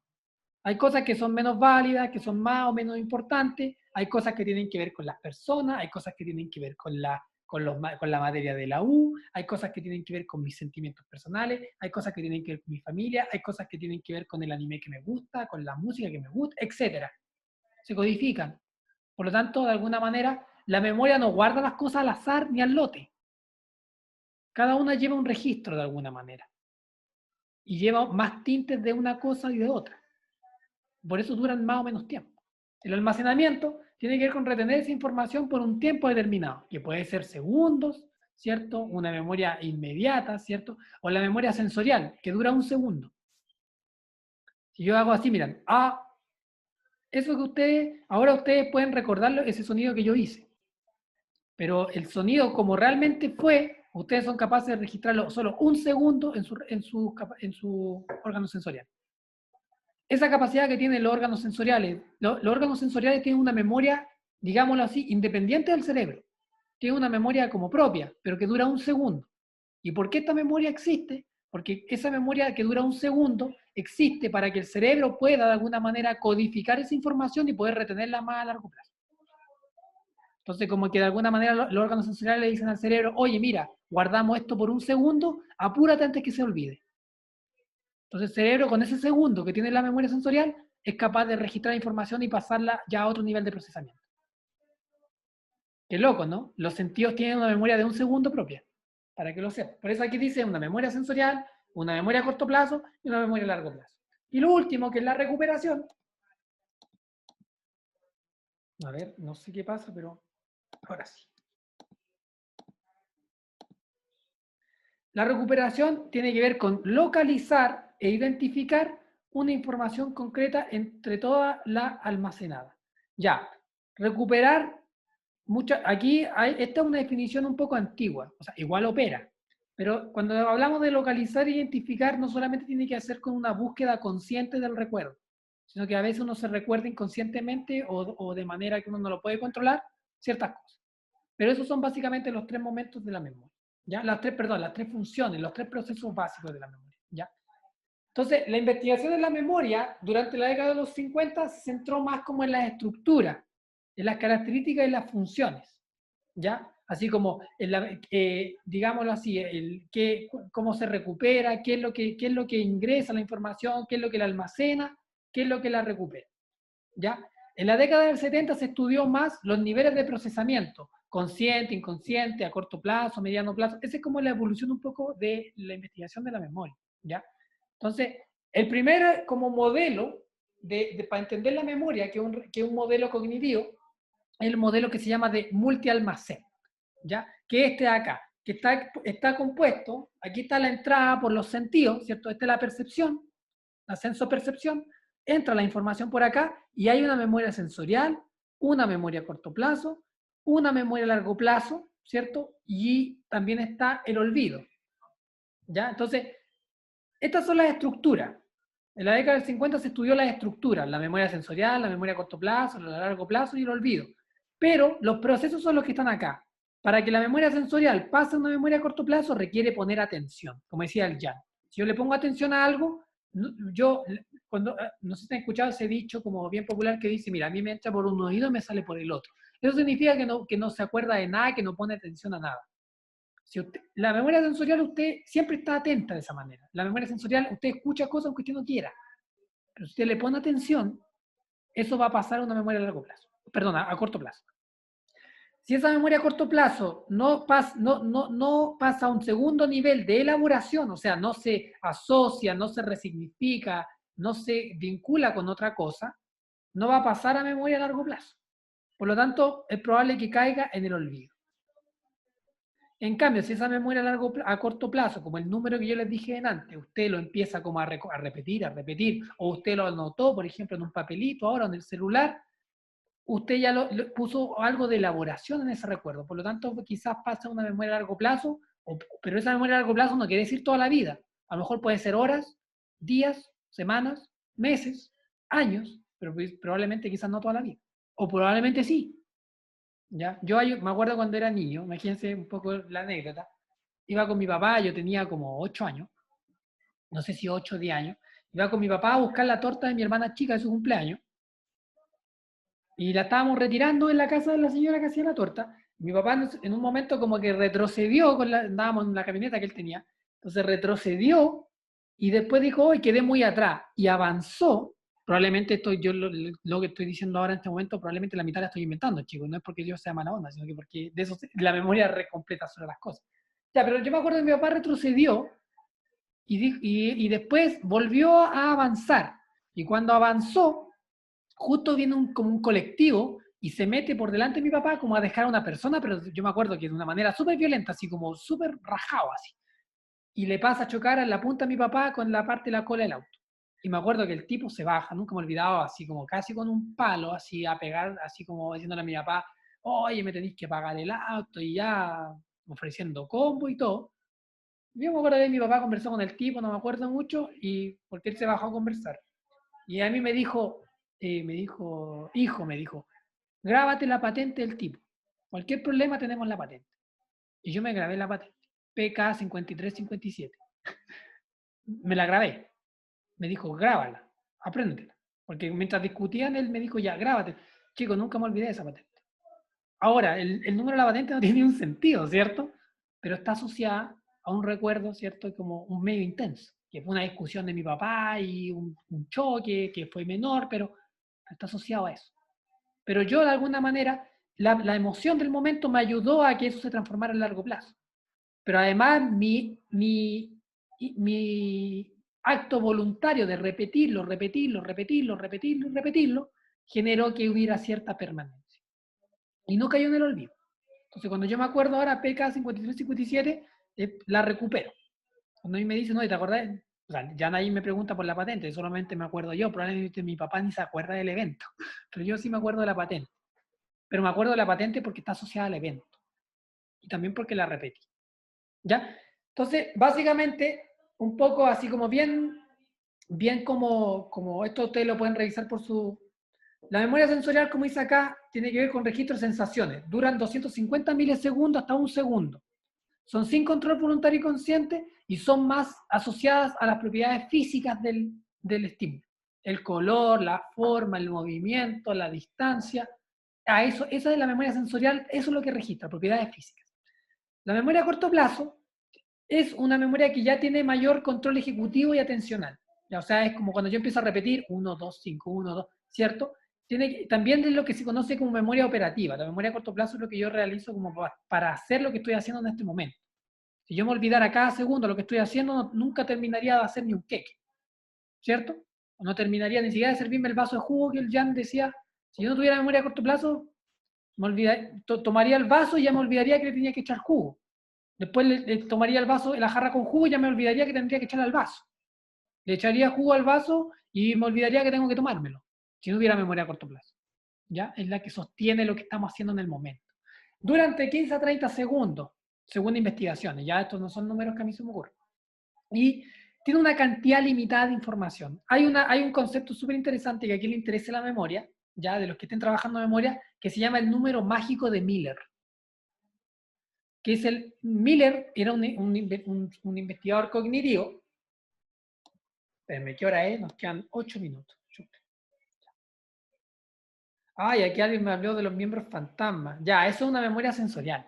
Pero además, no es solo una memoria sensorial, sino que, porque claro, porque los miembros fantasmas, porque, digámoslo así, el cableado nervioso que quedó ahí sigue sintiendo. Sigue sintiendo.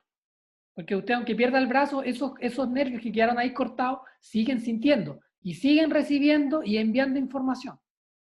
Lo que pasa es que no se transmite hasta la punta de los dedos, pero la información sensorial sigue ahí y motora. ¿Ya? Y además, la persona que pierde un brazo claramente pierde una parte importante de su vida y eso lo afecta emocionalmente. Entonces, ahí se unen esas dos memorias. ¿Ya? Esa memoria sensorial y motora propia, sensoperceptiva propia del cuerpo, del sistema nervioso, y además, él de alguna manera, uno dice, esas personas van a tomar el vaso, pero no se acuerdan, olvidan que perdieron el brazo izquierdo. Entonces les va a retomar, les va a como requerir un cierto tiempo reaprender, reacostumbrarse a utilizar el brazo, solamente el brazo que tienen, sin la intención de ocupar por control automático el brazo que ya perdieron. Esas personas siguen sintiendo el brazo y además tienen la intención de ocuparlo, porque uno ocupa los brazos de manera automática. Uno cuando toma el vaso no dice, en este momento yo voy a levantar mi brazo, voy a dirigir mi mano hasta el... No, uno lo hace. Imagínense si estuviéramos pensando conscientemente todas las cosas que hacemos, todas nuestras conductas, nuestros pensamientos. O sea, no daría sistema cognitivo que aguantara. Explotaríamos. ¿Ya? O sea, tendríamos que comernos como 50 pizzas todos los días solo para el cerebro. Porque la emergencia es la cantidad de energía que requeriría eso. Automatizar funciones es para economizar energía. Y el sistema cognitivo es un sistema, por lo tanto, tiene que funcionar en una base económica. ¿Por qué? Porque somos seres orgánicos que funcionamos con energía. Por eso comemos, metabolizamos y evacuamos. ¿Cierto? Eso es como básico. ¿Ya? Si una máquina, por eso que hoy en día se automatiza todo. ¿Cómo se llama? Esa cosa de que automatizáis la casa completa, lumódica, no me acuerdo, no me acuerdo cómo se llama el concepto, pero tiene como ese concepto de que automatizáis la casa. ¿Para qué? Para que tú hagáis menos cosas. Por eso automatizamos. Las fábricas automatizan las construcciones, ¿para qué? Para que haya que hacer menos cosas. Por eso las máquinas hacen cosas y ya los seres humanos dejan de hacerlas para que los seres humanos se dediquen a otras cosas. El sistema cognitivo automatiza funciones para que los recursos conscientes y voluntarios puedan dedicarse a lo realmente importante. ¿Ya? Eso es básico. Lo mismo acá con la memoria a corto plazo. Entonces, para lo que le interesa la memoria, lo pueden investigar el número mágico de Miller, que es el más menos 5, y es que la memoria de trabajo y la memoria a corto plazo funciona con cantidades limitadas de información que están entre los 5 y los 9 elementos simultáneos.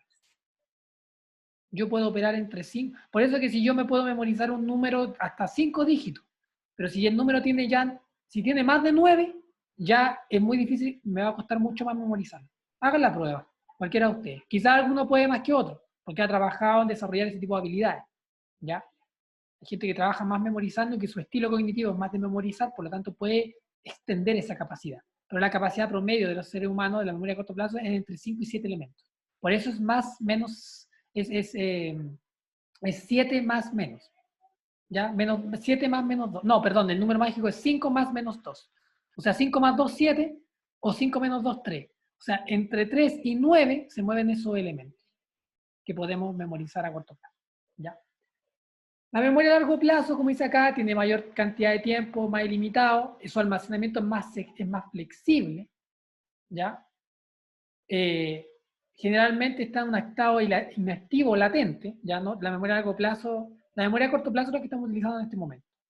La memoria a largo plazo son todos esos recuerdos, de conocimiento que tenemos que lo utilizamos cuando los necesitamos o cuando surge el contexto, la necesidad de hacerlo. Por eso es más inactivo o latente. Y está categorizada en dos subsistemas, declarativo y no declarativo. ¿Ya? Declarativo es consciente, no declarativo es más implícito, más procedimental, más automático. ¿Ya? Y el olvido, por otra parte, es involuntario. Yo no decido olvidar, sino que yo como hago cosas y las cosas que dejo de hacer pasan al olvido, dependiendo, pero el olvido es involuntario. Y el olvido puede ocurrir por un fracaso al registrar la información, por un deterioro en el almacenaje de la información, porque me olvido de lo que tenía guardado, o porque hay un fracaso en la recuperación. ¿Ya? La recuperación está distorsionada. Y también puede ocurrir olvido por causas emocionales, traumáticas, por ejemplo. ¿Ya? La emoción igual la afecta mucho. Y por otra parte, la última subdivisión de la memoria es la memoria a largo plazo, ¿ya? Que se subcategoriza, como decía acá, en declarativa y no declarativa. La memoria a largo plazo declarativa es la memoria episódica, ¿ya? Déjenme acá poner todos los elementos que van saliendo. La memoria declarativa tiene que ver con los hechos, ¿ya? Con el saber qué, sobre qué estamos recordando.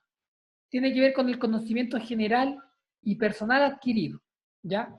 Por otra parte, la memoria no declarativa es la memoria más automática, que es donde no se guarda el conocimiento como las definiciones de los conceptos, el conocimiento en general, no se guarda el qué, sino que la memoria declarativa tiene que ver con el uso de habilidades, estrategias y aprendizaje. Por ejemplo, andar en bicicleta, por ejemplo, si yo sé hacer los mapas conceptuales, mi dominio experto del Photoshop, eso pasa ya más a una memoria más procedimental o no declarativa, ya de procedimientos.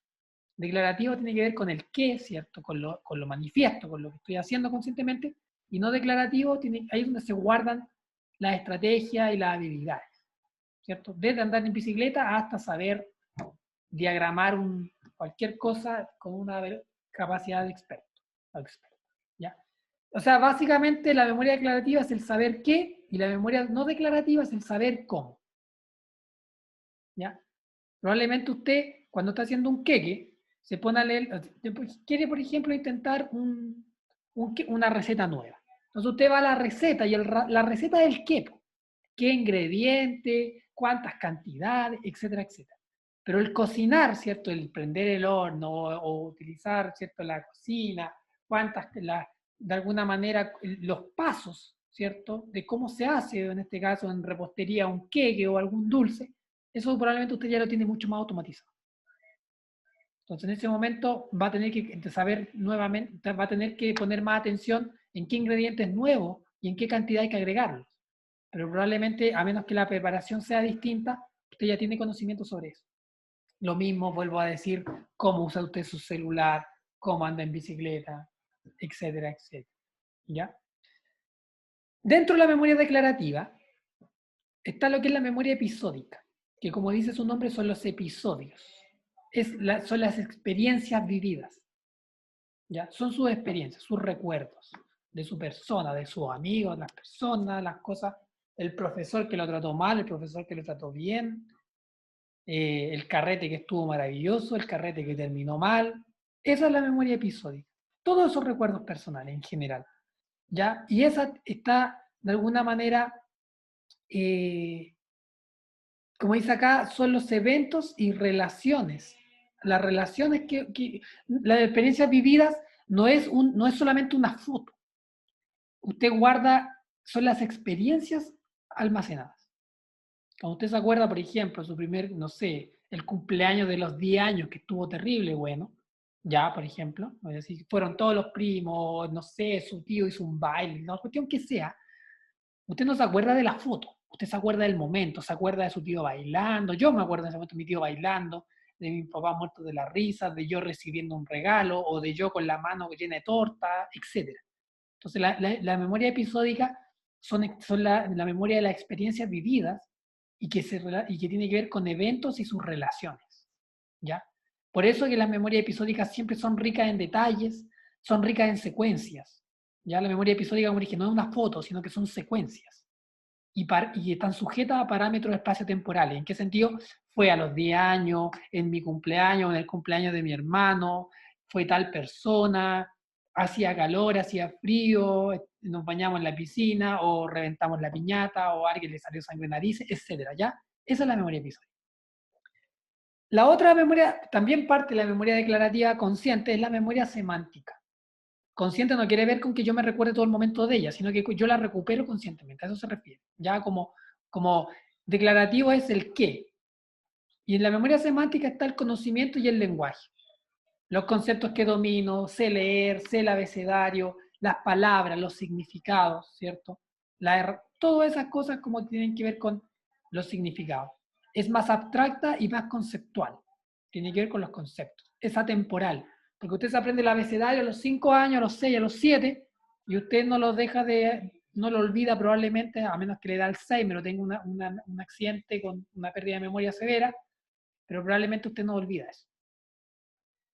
Ya, usted no olvida. O no sé, por la codificación del color, cualquier elemento conceptual que a usted le guste o lo tenga bien grabado, eso es parte de su memoria semántica, ¿ya? Y tiene mayor resistencia al olvido. También está la memoria espacial, que es aquella memoria que es muy relacionada con los eventos, ¿cierto? Que tiene que ver con la información relativa al espacio y a la orientación. ¿Ya? Yo estaba en tal lugar, en tal momento, cuando, por ejemplo, una de las primeras pruebas que se le hace a las personas, cuando tienen un golpe en la cabeza, es la prueba de orientación. La primera se les pregunta quiénes son, ¿cierto? ¿Cómo se llaman? Memoria episódica. Le preguntan quién es el presidente de Chile, ¿cierto? Y ahí tiene que ver con conocimiento, ¿cierto? Memoria semántica. Después le preguntan qué día es o dónde estamos. Entonces la persona dice, estamos en un hospital, yo soy tal persona, me llamo tanto, soy hijo de tal persona, estamos en un hospital y usted es médico. Perfecto, orientación, estamos listos. Ya se está orientado en tiempo-espacio. Esas son las tres como memorias de la memoria declarativa. Y volviendo a la... Dígame. Antes de que pase a la siguiente memoria, cuando se hace un juicio, tipo se va a llevar a alguien preso, y hay un juez y todo esto, se utiliza la memoria declarativa para que las personas hablen sobre su testimonio, ¿no? Sin embargo, antes había dicho que la memoria se va construyendo como decirlo, como automáticamente, o sea, no necesariamente lo que yo estoy contando de lo que sale de mi memoria es real porque sí, prácticamente lo estoy armando porque no me acuerdo exactamente de lo que pasó. sí, porque la Entonces, memoria... Dime.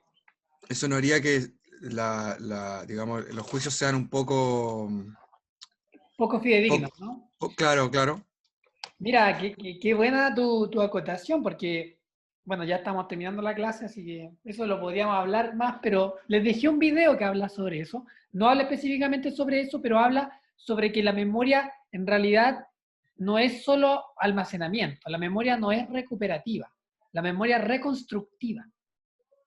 O sea que cada vez que yo me acuerdo de algo, no me acuerdo del evento, me acuerdo de la última vez que me acordé de eso. Y como la memoria es susceptible en mayor o menor grado al olvido, lo que hago yo es llenar con vacíos aquella información faltante que no logré recuperar o que se olvidó. Por lo tanto, muchas veces los testimonios, incluso de un día para otro, cambian, sin que la víctima o el agresor, digámoslo así, o el que cometió el delito, esté deliberadamente mintiendo, sino que simplemente está siendo víctima del propio influjo de la estructura de la memoria. Por lo tanto, ahora, yendo al ejemplo que tú diste de los juicios, de las declaraciones, ¿cierto? Justamente en los juicios se apela a la memoria declarativa. Y con las últimas investigaciones sobre memoria, en por lo menos los últimos 10 años, se ha descubierto más allá que la memoria es más reconstructiva que recuperativa. Por lo tanto, antes se pensaba que si la víctima cambiaba la versión de una semana a otra es porque estaba mintiendo. Ahora se está estudiando que en realidad no es que esté mintiendo, que en realidad así funciona la memoria. Mentir es distinto, es distinto cambiar o modificar la versión por influjo del olvido y de la capacidad reconstructiva de la memoria, que es limitada, a mentir deliberadamente. ¿Cómo diferenciamos eso? Chuta, todavía en ese sentido no estamos tan avanzados con los detectores de mentiras. ¿Ya? O sea, como que todavía no se logra hacer bien eso, pero entonces, justamente, esto funciona tanto para el agresor como para la víctima, ¿ya? O sea, la víctima, se han dado cuenta muchas veces, antes se pensaba que si la víctima, imagínense, si entendemos que la memoria es susceptible del olvido, y como decía acá, a veces puede ser que la misma carga emocional distorsione o genere olvido, imagínense una víctima que fue agredida o que sufrió algo súper grave, que la dejó en un estado de shock emocional. Claramente su capacidad de registro y de memoria va a ser afectada. Por lo tanto, a lo mejor va a contar le van a preguntar los abogados, después los jueces, en todo el proceso del juicio le van a preguntar 10 veces y probablemente las 10 veces va a haber alguna modificación en su relato, sin que esté mintiendo. Pero sí va a haber modificación. ¿Por qué? Porque ese choque emocional generó que se generaran lagunas mentales y que el registro de esa información fuera poco en detalle, y eso afectó claramente la calidad del recuerdo. Por lo tanto, la calidad de la memoria. Entonces, si se afecta la calidad del registro de información, obviamente después se va a afectar la calidad de recuperación al ir a buscar ese recuerdo. ¿Se entiende? Sí. Sí, Ya, se entiende. entonces, excelente tu acotación, porque claro, en los juicios se basan más en el derecho, en la memoria declarativa, pero hoy en día ya se está incorporando más la psicología, la neurociencia, para ver cómo quizás las memorias más procedimentales o las memorias no declarativas también hablan, ¿cierto?, de las personas. ¿Ya? Por ejemplo, cómo la persona tomó el cuchillo. A veces se investiga la forma de la herida para determinar si ese cuchillo fue utilizado, por ejemplo, por un experto o no por un experto. A veces se puede identificar si, por ejemplo, si el asesino fue, no sé, pues el carnicero, típico, un poco cliché, pero o fue el tío, la puñalada que va a dar el carnicero es muy distinta a la puñalada que va a dar el tío, que a lo mejor nunca ha manejado un cuchillo para cortar carne de esa manera, o para atacar, o para cortar con fuerza un pedazo de carne. Por lo tanto, la forma de la puñalada es distinta, porque la forma de tomar el cuchillo de esas dos personas es distinta. Y eso es porque su memoria procedimental, porque uno es carnicero o porque es un asesino en serie y sabe manejar armas, es distinta la forma de la herida y el daño que inflige a la víctima, ¿sí?, frente a una persona que no sabe utilizar bien, en este caso, un arma cortopunzante como un cuchillo. Y esos elementos, en el sentido de peritaje, son como, se estudian también, se le hacen pruebas a las personas, ¿cierto? Pruebas psicológicas, pruebas de, no solamente de memoria declarativa, sino que de memorias procedimentales, ¿cierto? Le pasan un cuchillo, pero tratan de pillarlos desprevenidos, ¿ya? O se los graba trabajando, ¿cierto? Así como ya hagan tal, miran cómo lo toma, miran cómo lo manipula, eso se correlaciona con la forma, con la profundidad, con la fuerza, con la potencia que tuvo la puñalada. Entonces hay otro evento más para culparlo a él, o hay otro dato más, ¿ya? Y además, este conocimiento de la neurociencia que dice que a veces la víctima no está mintiendo, lo que pasa es que está haciendo influjo, está cayendo en el prejuicio propio de la memoria y del influjo del olvido, ¿ya? Eso yo les dejé algún momento, y eso pasa tanto en los juicios como en las memorias episódicas, sobre todo, ¿ya? Porque cuando uno habla en un juicio, finalmente lo que se está haciendo, lo que se está como de alguna manera apelando, cuando uno le dicen, jura decir toda la verdad y nada más que la verdad, lo que realmente están diciendo es que usted va a dejar salir su memoria episódica. Eso es lo que están diciendo, ¿ya? Pero hay todo otro tipo de memoria, y además la memoria episódica no es siempre no es tan confiable. La memoria no es tan confiable. Entonces el derecho tiene harto que dejar, abrirle paso a la neurociencia y a la psicología, ¿ya? Eso, entonces, eso básicamente la memoria a largo plazo se divide en esta memoria declarativa, que se divide en estas tres, y la memoria no declarativa, que tiene que ver con una memoria más de los procedimientos, del saber cómo, de la estrategia y habilidades, ¿cierto? Los repertorios conductuales y las estrategias que utilizamos cuando hacemos las cosas, el cómo hacemos. Entonces, lo declarativo es el qué hacemos, y lo no declarativo o procedimental es el cómo lo hacemos. El cómo es mucho más susceptible de automatización que el qué. El qué queda guardado a fuego, si es un concepto, ¿cierto? O conceptos que ocupo constantemente. Ustedes como diseñadores hay conceptos que los manejan constantemente, por lo tanto eso se mantiene en su memoria semántica constantemente ahí activo, ¿cierto? Pero cada vez que lo utilizan, ¿cierto?, están recordando esos conceptos y requiere que lo pasen por la memoria, consciente. En cambio, el mover el mouse, el diseñar algo, cortar cosas, el hacer o utilizar determinada estrategia, no, a mí me gusta partir haciendo la introducción, o a mí me gusta primero generar, ¿cierto?, la base de color o lo que sea, tienen sus propios métodos. Hay métodos propios del diseño y cada uno le generará sus propias modificaciones, ¿cierto?, sus técnicas. Cuando hablamos de técnicas, las técnicas son no declarativas. Cuando vemos que Dalí pintaba de tal manera o que Monet pintaba de tal manera, eso era parte de su memoria no declarativa. Cuando Dalí impregnaba, ¿cierto?, sus conceptos y hablaba de sus obras, esa era su memoria declarativa. ¿Se entiende? La manera de utilizar el pincel y la acuarela, eso era procedimental.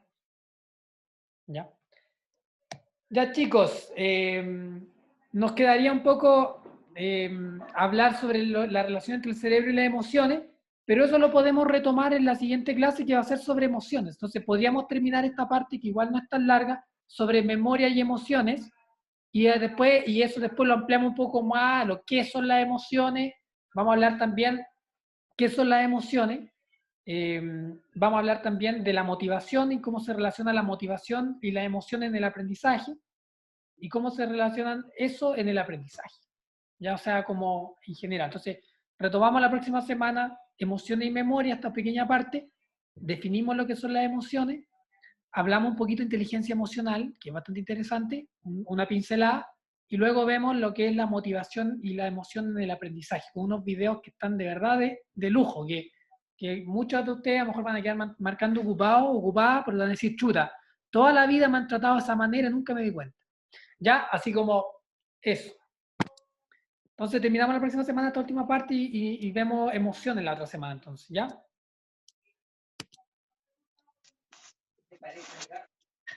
Ya, chicas, chicos. Entonces voy a dejar de grabar acá. ¿Dónde está esto?